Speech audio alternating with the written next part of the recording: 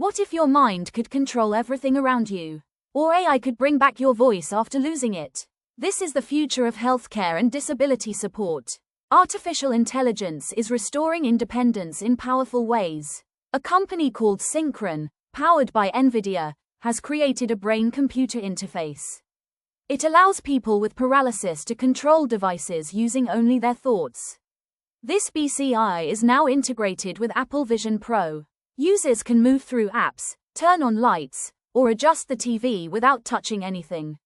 AI is also restoring voices.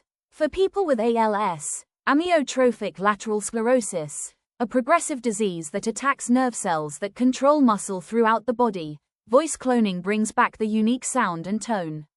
AI-powered companions are now helping older adults and people with dementia.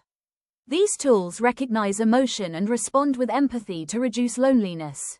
In 2025, disability expos are showing off bionic arms, AI-powered glasses, and autism-friendly virtual reality. These tools are already changing lives. From mind to voice, AI is helping people regain control, connection, and confidence. Want more updated on AI in healthcare? Stay connected.